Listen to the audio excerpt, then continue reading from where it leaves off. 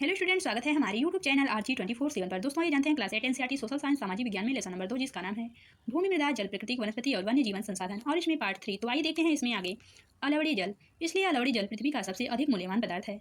अलवड़ी जल का मतलब पीने योग्य पानी। पृथ्वी पर जल न बढ़ाया जा सकता है और न घटाया जा सकता है, क्योंकि ये प्राकृतिक देन है। इसकी कुल मात्रा स्थिर रहती है। इसकी प्रचुरता में विविधता प्रतीत होता है।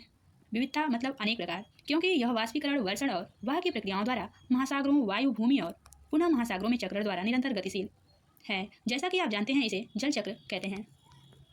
मनुष्य जल की बड़ी मात्रा का उपयोग न केवल पीने योग्य और धुलाई में ही करता है, वरन उत्पादन प्रक्रिया में भी करता है, जैसे कृषि करने के लिए, साग सब्जी उगाने के लिए या अन्य कामों में। जल कृषि उद्योग तथा बांधों के जलाशयों के माध्यम से विद्युत उत्पादन करने में भी जल का उपयोग किया जाता है।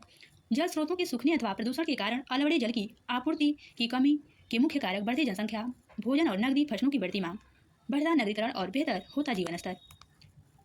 क्या आप जानते हैं, क्या आपने जल बाजार के बारे में सुना है? सौराष्ट्र प्रदेश में 1.25 लाख जनसंख्या वाला अमरेली शहर पास के तालुकों से पानी खरीदने के लिए पूर्णतः निर्भर है।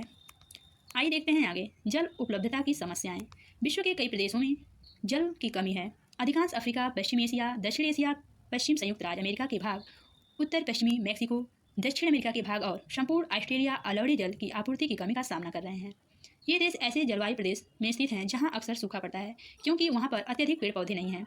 उनमें जल अभाव की अधिक समस्या बनी रहती है। इस प्रकार जल का अभाव मौसमी अथवा वार्षिक वर्षण में विविधता के परिणाम स्वरूप हो सकता है, अथवा अति उपयोग और जल स्रोतों के संदूषण के कारण भी जल का अभाव हो सकता है। चित्र 2.8 यमुना नदी वाहित मल, औद्योगिकी बहिस्राव एवं कचरे के कारण प्रदूषित हो रही है। इस समय सबसे अधिक जल संसाधनों का संरक्षण। आज के विश्व में शुद्ध तथा पर्याप्त जल स्रोतों तक पहुंचना एक बड़ी समस्या बन गई है। इस क्षीण होते संसाधन के संरक्षण के लिए कदम उठाने चाहिए। यद्यपि जल एक नवीनीकरण संसाधन है, तथापि इसका अति उपयोग और प्रदूषण इसे उपयोग के लिए अनुपयुक्त बना देते हैं। अशोधित या आंशिक रूप से शोषित वाहित मल, कृषि रसायनों का विसर्जन और जल निकायों में औद्योगिकी बहिस्राव जल के संदूषक हैं। चित्र 2.9 स्प्रिंकलर, छिड़काव के माध्यम से सिंचाई। इनमें शामिल नाइट्रेट धातुओं और कीटनाशी जल को प्रदूषित करते हैं।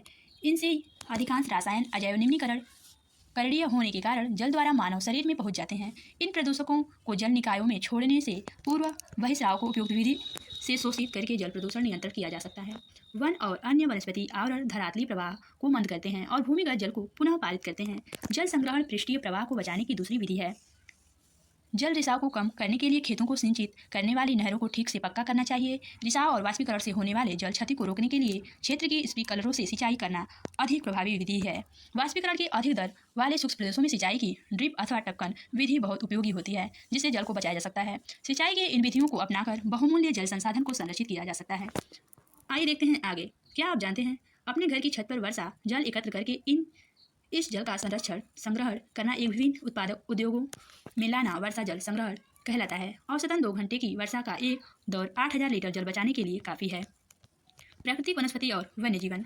स्कूल के बच्चे हस्तशिल्प प्रदर्शनी में घूम रहे थे। प्रदर्शनी की वस्तुएं देश के भिन्न भिन्न भागों से एकत्रित की गई थी, जैसा कि आपने देखा और घूमा भी होगा। मोना ने एक थैला हाथ में उठाया और उत्साह से कहा, यह एक सुंदर हैंडबैग है। तब उसकी अध्यापिका ने कहा, हाँ, ये जूट से बना है। क्या आप उन टोकरियों, दीप क्षेत्रों और कुर्सियों को देखते हैं? बेत और बांस की बनी हैं। भारत के पूर्वी और उत्तर पूर्वी आंध्र प्रदेश में बांस का प्रचुर मात्रा में पैदावार अधिक होता है। जैसी रेशमी स्कार्फ देखकर उत्साहित थी। यह खूबसूरत स्कार्फ देखो। अध्यापिका ने स्पष्ट किया कि ये रेशम कीटों से प्राप्त किया जाता है, जो सहतूत के पेड़ों पर पाले जाते हैं। सहतूत के पेड़ पे फल उगते हैं, उसे खाया भी जाता है। बच्चे समझ गए कि पौधे हमें अनेक विभिन्न उत्पादन प्रदान करते हैं, जिनका उपयोग हम अपने दैनिक जीवन में करते हैं। चित्र 2.10 रेशम कीट। प्राकृतिक वनस्पति और वन्य जीवन केवल स्थलमंडल, जलमंडल और वायुमंडल के बीच जुड़े एक सक्रिय क्षेत्र में ही पाए जाते हैं, जिसे हम जैवमंडल कहते हैं। जैवमंडल में सभी जीवित जातियां जीवित रहने के लिए एक दूसरे पर आश्रित हैं। मनुष्य, पशु, पक्षी और अनेक जंतु इस पर निर्भर रहते हैं। इस जीवन आधारित तंत्र को परितंत्र कहते हैं। वनस्पति और वन्य जीवन बहुमूल्य संसाधन है। पौधे हमें इमारती लकड़ी देते हैं, प्राणियों को आश्रय देते हैं, ऑक्सीजन उत्पन्न करते हैं जिसे हम सांस लेते हैं, मनुष्यों को उगाने के लिए आवश्यक मृदा की सुरक्षा करते हैं, रक्षक मेखला के रूप में कार्य करते हैं, भूमिगत जल के संग्रहक में सहायता करते हैं। हमें फल, लेक्टस, तारपीन का तेल, गोंद, औषधि पौधे और कागज प्रदान करते हैं, जो आपके अध्ययन के लिए अत्यधिक आवश्यक है। पौधे के असंख्य उपयोग में उनमें आप कुछ और जोड़ सकते हैं।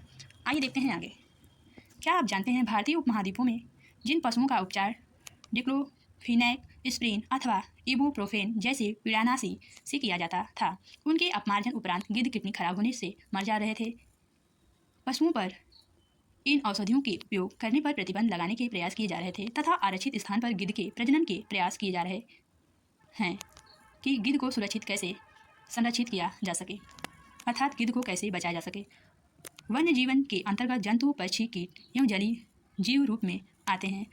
उनसे हमें दूध, मांस, खाल और ऊन प्राप्त होती है। कीट जैसे मधुमक्खी हमें शहद देती है फूलों से परागण करके। चित्र 2.11 ब्रह्मा कमल एक औषधि बूटी है।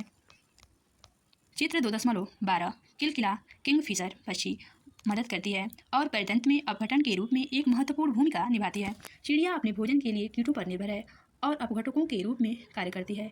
गिद्ध मृत जीवों पर जंतुओं को खाने के लिए एक अपमार्जक है और पर्यावरण का एक महत्वपूर्ण शोधक समझा जाता है।